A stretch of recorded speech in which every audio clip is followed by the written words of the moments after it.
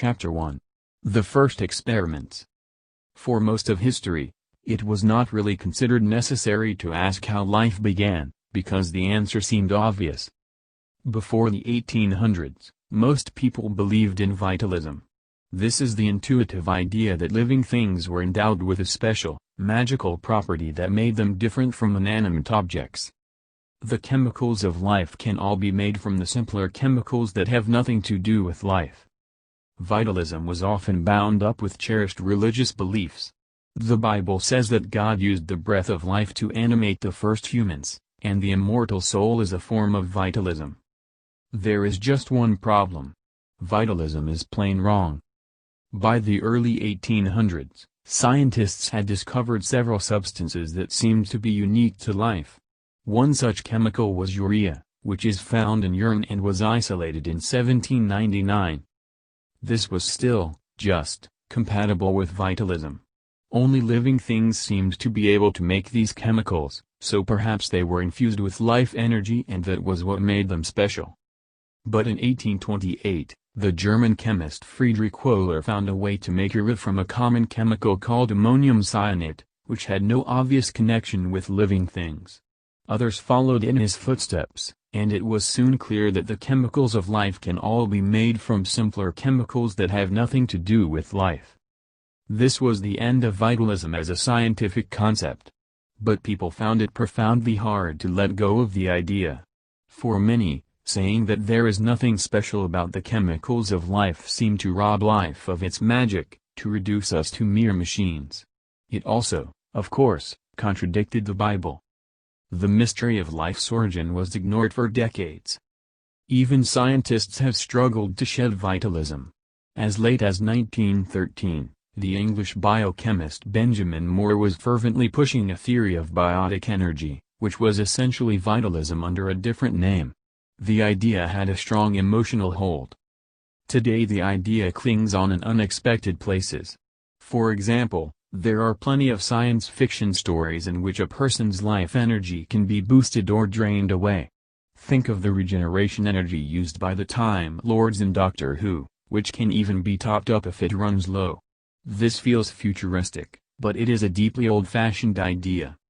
Still, after 1828 scientists had legitimate reasons to look for a deity-free explanation for how the first life formed. But they did not. It seems like an obvious subject to explore, but in fact the mystery of life's origin was ignored for decades. Perhaps everyone was still too emotionally attached to vitalism to take the next step. Instead, the big biological breakthrough of the 19th century was the theory of evolution, as developed by Charles Darwin and others. Darwin knew that it was a profound question. Darwin's theory, set out on the origin of species in 1859, explained how the vast diversity of life could all have arisen from a single common ancestor. Instead of each of the different species being created individually by God, they were all descended from a primordial organism that lived millions of years ago, the last universal common ancestor. This idea proved immensely controversial, again because it contradicted the Bible. Darwin and his ideas came under ferocious attack, particularly from outraged Christians.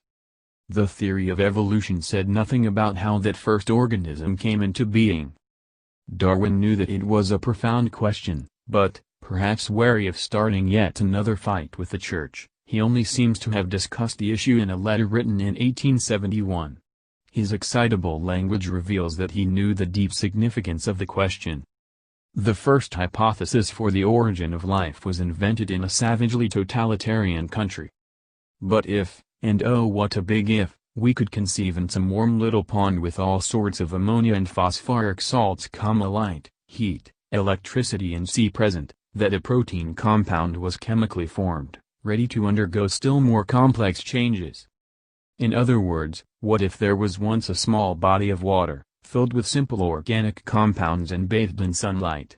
Some of those compounds might combine to form a lifelike substance such as a protein, which could then start evolving and becoming more complex. It was a sketchy idea. But it would become the basis of the first hypothesis for how life began. This idea emerged from an unexpected place. You might think that the staring piece of free thinking would have been developed in a democratic country with a tradition of free speech, perhaps the United States. But in fact the first hypothesis for the origin of life was invented in a savagely totalitarian country, where free thinking was stamped out, the USSR. In Stalin's Russia, everything was under the control of the state. That included people's ideas, even on subjects, like biology, that seem unrelated to communist politics. Oparin imagined what Earth was like when it was newly formed. Most famously, Stalin effectively banned scientists from studying conventional genetics. Instead he imposed the ideas of a farm worker named Trofim Lysenko, which he thought were more in line with communist ideology. Scientists working on genetics were forced to publicly support Lysenko's ideas, or risk ending up in a labor camp. It was in this repressive environment that Alexander Oparin carried out his research into biochemistry. He was able to keep working because he was a loyal communist. He supported Lysenko's ideas and even received the Order of Lenin, the highest decoration that could be bestowed on someone living in the USSR. In 1924, Oparin published his book The Origin of Life. In it he set out a vision for the birth of life that was startlingly similar to Darwin's warm little pond. Oparin imagined what Earth was like when it was newly formed. The surface was searingly hot, as rocks from space plunged down onto it and impacted. It was a mess of semi-molten rocks, containing a huge range of chemicals, including many based on carbon. If you watch conservates under a microscope, they behave unnervingly like living cells.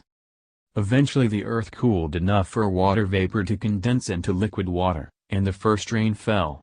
Before long Earth had oceans, which were hot and rich in carbon-based chemicals. Now two things could happen. First, the various chemicals could react with each other to form lots of new compounds, some of which would be more complex. Oparin supposed that the molecules central to life, like sugars and amino acids, could all have formed in Earth's waters. Second, some of the chemicals began to form microscopic structures. Many organic chemicals do not dissolve in water. For example, oil forms a layer on top of water. But when some of these chemicals contact water they form spherical globules called conservates, which can be up to 0.01 centimeters, 0.004 inches, across. If you watch conservates under a microscope, they behave unnervingly like living cells. They grow and change shape, and sometimes divide into two. They can also take in chemicals from the surrounding water, so lifelike chemicals can become concentrated inside them. Oparin proposed that conservates were the ancestors of modern cells. The idea that living organisms formed by purely chemical means, without a god or even a life force, was radical. 5 years later in 1929, the English biologist J.B.S. Haldane independently proposed some very similar ideas in a short article published in the Rationalist Annual. Haldane had already made enormous contributions to evolutionary theory, helping to integrate Darwin's ideas with the emerging science of genetics. He was also a larger-than-life character.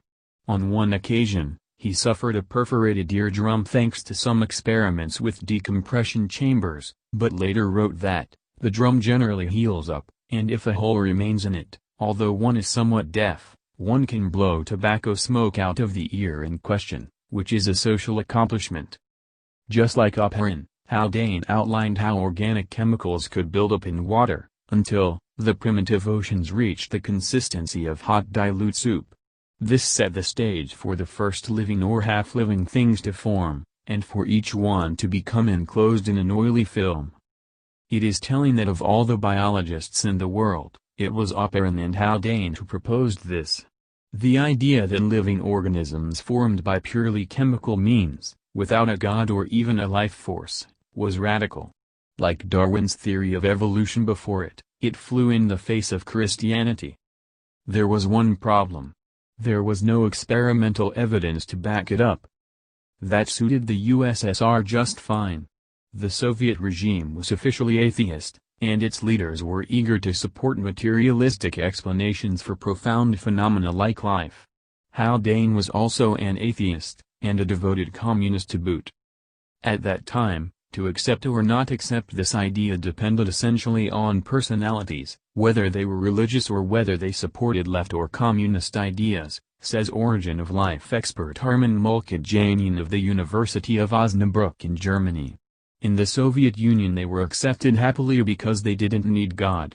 In the Western world, if you look for people who were thinking in this direction, they all were lefties, communists and so on.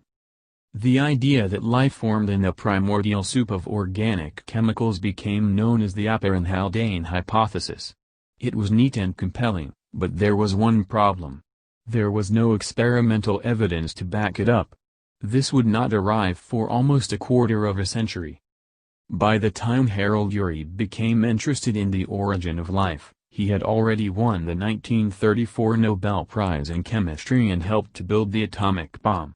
During World War II Urey worked on the Manhattan Project, collecting the unstable uranium-235 needed for the bomb's core.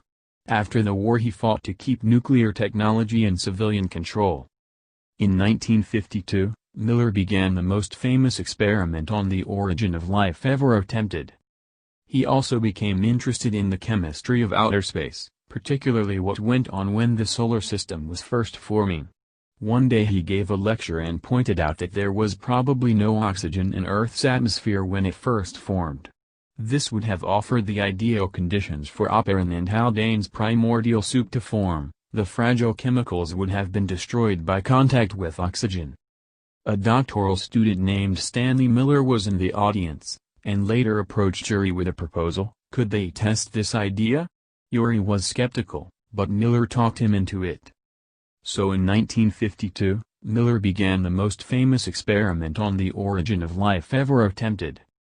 The setup was simple.